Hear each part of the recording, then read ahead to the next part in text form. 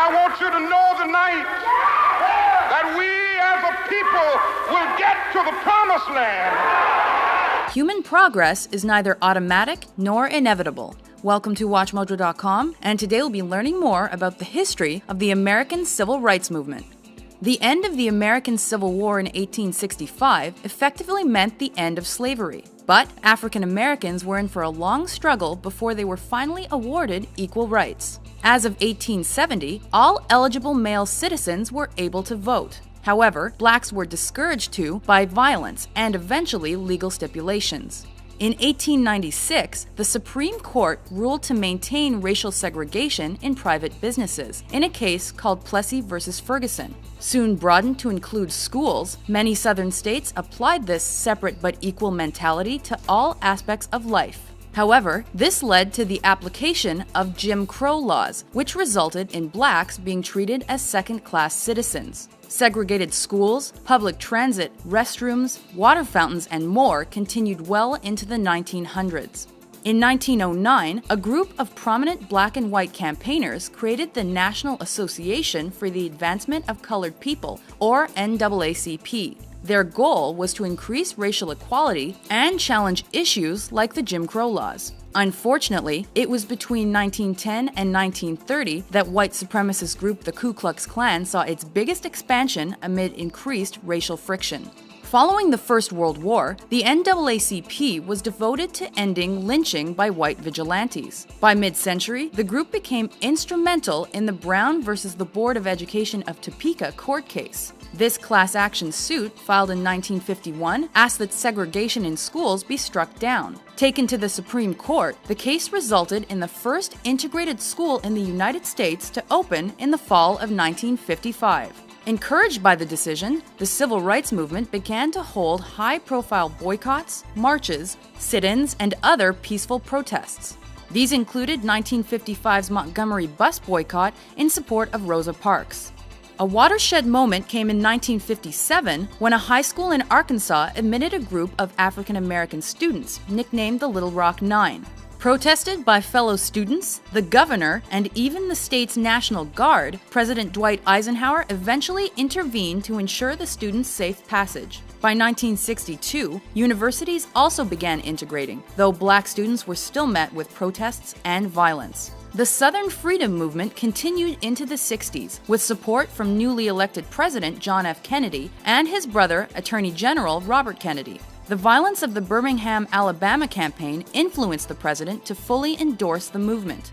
A great change is at hand, and our task, our obligation, is to make that revolution, that change, peaceful and constructive for all. On June 19, 1963, he proposed a civil rights bill to Congress, which was approved in 1964 after his death.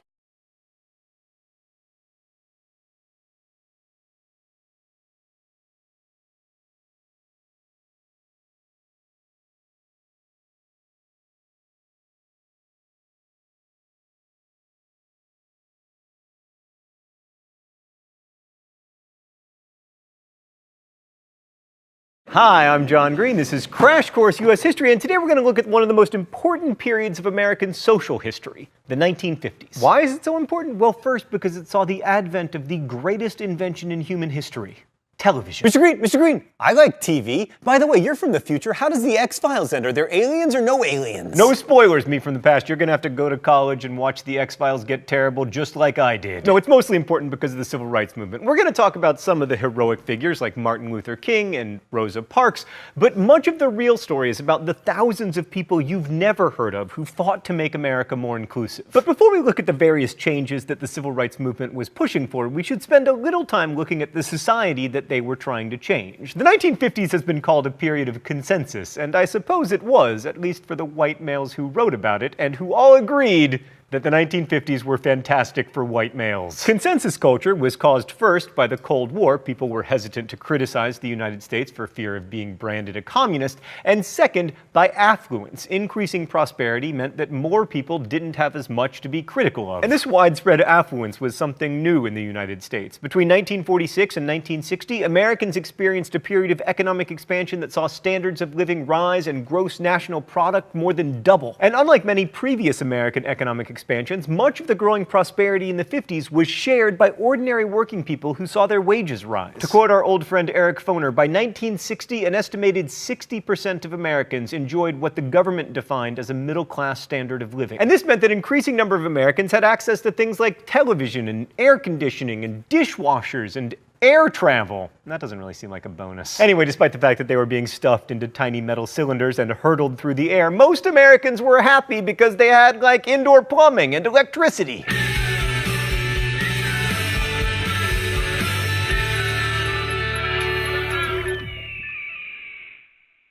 The 1950s was the era of suburbanization. The number of homes in the United States doubled during the decade, which had the pleasant side effect of creating lots of construction jobs. The classic example of suburbanization was Levittown in New York, where 10,000 almost identical homes were built and became home to 40,000 people almost overnight. And living further from the city meant that more Americans needed cars, which was good news for Detroit, where cars were being churned out with the expectation that Americans would replace them every 2 years. By 1960, 80% of Americans owned at least one car, and 14% had two or more. And car culture changed the way that Americans lived and shopped. I mean, it gave us shopping malls and drive-through restaurants and the backseat makeout session. I mean, high school me didn't get the backseat makeout session, but other people did. I did get the Burger King drive-through, though.